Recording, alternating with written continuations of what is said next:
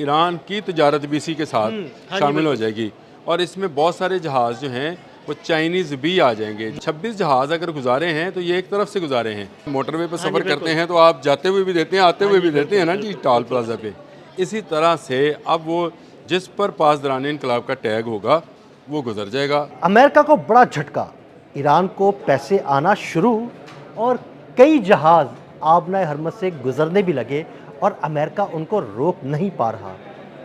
इस बारे में आमिर रज़ा से बात करते हैं। आमिर भाई, तकरीबन सुना है कि 26 जहाज़ हैं वो गुजरे हैं आबनाए हरमज़ से, कुछ माल ईरान आया है, कुछ यहाँ से गया है, अमेरिका नहीं रोक पा रहा उनको और ईरान जो है वो पैसा भी इकट्ठा कर रहा है। देखिए, पहली बात तो यह है कि आपने बात बड़ी अच्छी की कि अमेरिका को धचका क्यों है। अमेरिका ने ब्लॉकेट किया हुआ है और अमेरिका को सारी की सारी जो सपोर्ट है वो गल्फ़ से मिल रही है।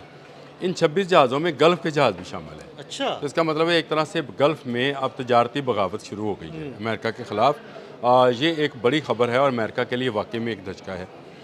टोल प्लाज़े का मामला है। किसी ज़माने में हम सुना करते थे कि रावी टोल प्लाज़ा पे बदमाश आपस में लड़ते थे कि यहाँ पे ठेका किसको मिलेगा।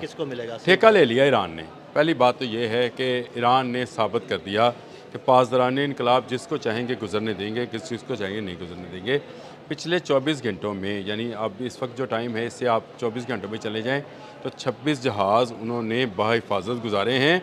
पासदारान इनकलाब की सरबराही में उन्होंने ना सिर्फ उनको गाइड किया है बल्कि अमेरिकन जहाज़ और अमेरिकन सारे जो उसकी के मिसाइल बोट्स हैं वो मुंह देखती रह गई हैं और उनके सामने से जहाज़ गुजरते रहे और वो उनका कुछ नहीं कर पाए। उनको वार्निंग दी गई थी कि अगर आपने कोई भी किसी भी जहाज़ को डिस्टर्ब करने की, उसको डिस्टॉर्ट करने की, उसका रास्ता बदलने की कोशिश की तो कुछ नहीं छोड़ा जाएगा।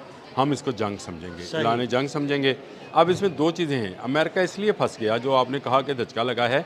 पहली बात तो यह है कि गल्फ़ में जो कंपनीज काम कर रही हैं वो अरसा दराज से उनका माल रुका पड़ा है। दोनों तरफ तजारत जो है वो बंद है। बिल्कुल, और वो अपने जहाज़ गुजारना चाहते हैं, अपना माल भेजना चाहते हैं, ख़रीदना चाहते हैं। और अब ईरान को क्या चाहिए? ईरान को इस वक्त डॉलर्स चाहिए।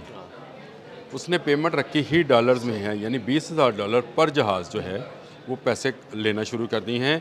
और रूट सेफ़ है, साउंड है, इसीलिए पिछले 24 घंटों में 26 जहाज़ जो हैं गुजर कर चले गए हैं। अमेरिका मुंह देख रहा है, सामने बैठे हैं अमेरिकन, लेकिन वो रोक इसलिए नहीं पाते हैं कि अगर वो उन जहाज़ों पर हमला करते हैं तो ये वो जहाज़ हैं जो इनके अलाए हैं। सही, यानी वही ममालिक हैं, गल्फ़ कंट्रीज़ हैं या वो कोरियन हैं या किसी में हैं।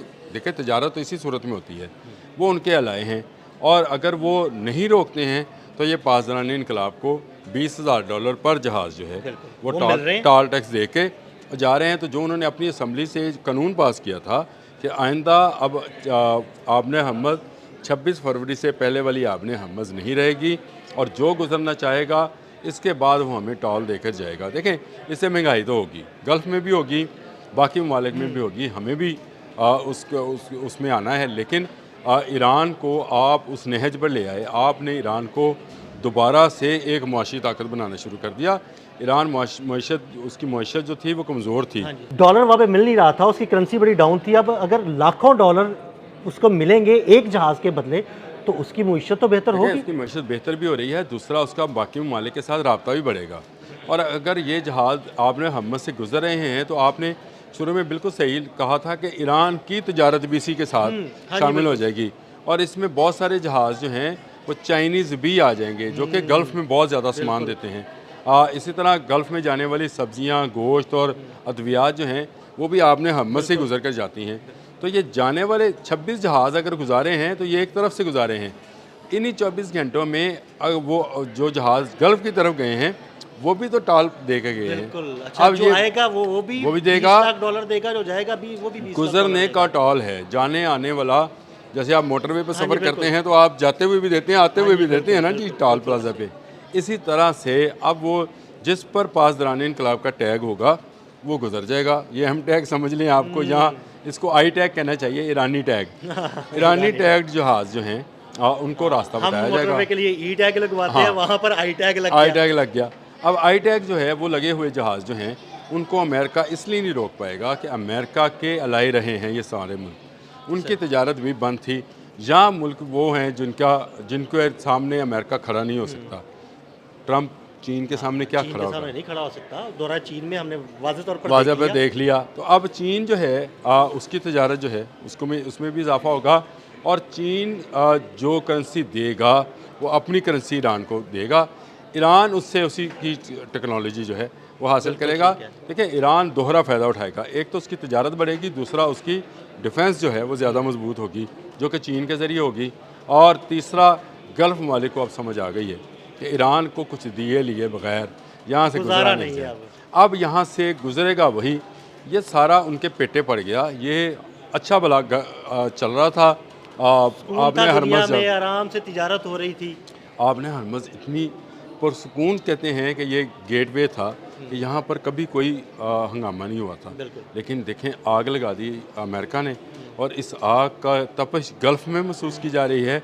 ईरान इस आग से अपनी हंडियाँ पका रहा है। बिल्कुल मुझे ये लग रहा है कि आपने हरमज़ का नुकसान गल्फ़ को हुआ है, और आपने हरमज़ का फ़ायदा अगर किसी मुल्क को हुआ है वो ईरान को है। सही है। हालांकि एक तरफ ईरान है तो दूसरी तरफ गल्फ़ है, लेकिन वहाँ से गुजर नहीं पाएंगे जब तक वो यू टर्न वहाँ से कर्व नहीं लेंगे। आपने हरमज़ वाला उस वक्त तक उनको नहीं मिलेगा। और आई टैग जो है, जिसको आपने कहा कि ईरानी टैग जो है वो लगेगा जहाज़ों पर, वो चलेंगे। अमेरिकन ब्लॉकेड को उड़ा कर रख दिया है अगर देखा जाए, और अमेरिका जो कह रहा है कि वो बहुत करीब है माहिदा करने के। इस माहिदे के अंदर ये शिक शामिल होगी कि आपने हरमज़ ईरान का होगा। वो जो अमेरिका टॉल लेना चाह रहा था सारे मुल्कों से, वो टॉल अब ईरान लेगा। ये अमेरिकन को अपने जहाज़ निकालने पड़ेंगे। याद रखिए, ये माहिदा जब भी हो, आज हो कल हो, अमेरिकन आपने हरमज़ खाली करेंगे, और आपने हरमज़ पर मुकम्मल कंट्रोल जो है पासदारान इनकलाब का या ईरान का होगा। और ईरान उसी से जो है, चाहे वो तेल अपना बेचे ना बेचे, वो तो बैठ के सिर्फ एक टाल चलाएगा, और उससे वो उसको डॉलर्स आना शुरू हो जाएंगे, और उसकी मईशत और उसका डिफेंस जो है वो मजबूत से मजबूत होता चला जाएगा। ये गल्फ़ के लिए और एक बड़ी चुनौती है। अगर उनका एक ऐसा मुल्क जिसको वो अपना दुश्मन मुल्क समझते हैं, अगर समझा जाए मुत्तहिदा अरब अमारात या बहरीन, ये अपना दुश्मन मुल्क समझते हैं ईरान को, तो ईरान को मजबूत होता वो अपने सामने देखेंगे, लेकिन रोक नहीं पाएंगे। जैसे इन 26 जहाज़ों को नहीं रोक पाए। आने वाले और जाने वाले बेशतर जहाज़ जो हैं अब वो रिलैक्स होना शुरू हैं। इससे पेट्रोलियम की कीमतें जो हैं वो भी ज़रा कम होंगी, और अल्लाह करे ये माहिदा हो जाए। लेकिन ईरान को एक मुस्तकिल आमदन का ज़रिया जो है वो मिल गया है, और वो ये टाल ऑफ प्लाज़ा है जो कि आपने हरमज़ में बन गया है। पासदारान इनकलाब को पैसे दें और अपना जहाज़ गुजार के ले जाएँ, तजारत करें, तेल ले जाएँ, गैस ले जाएँ। ये मुल्कों के लिए मैं समझता हूँ कि एक अच्छी चीज़ भी है, लेकिन बुरी चीज़ इसमें सिर्फ यही है कि हमारे जैसे मुल्क जो हैं वो भी पैसे देकर ही जहाज़ गुजारेंगे। लेकिन ईरान का फ़ायदा होगा, इसकी हमें खुशी बड़ी है। बहुत शुक्रिया आमिर भाई। आमिर भाई ने बड़ी तफसील के साथ इस सारे मामले पर रोशनी डाली। मज़ीद अपडेट्स के लिए हमें फॉलो करते रहें। अदील अहमद और आमिर रज़ा को इजाज़त दीजिएगा। अल्लाह हाफ़िज़।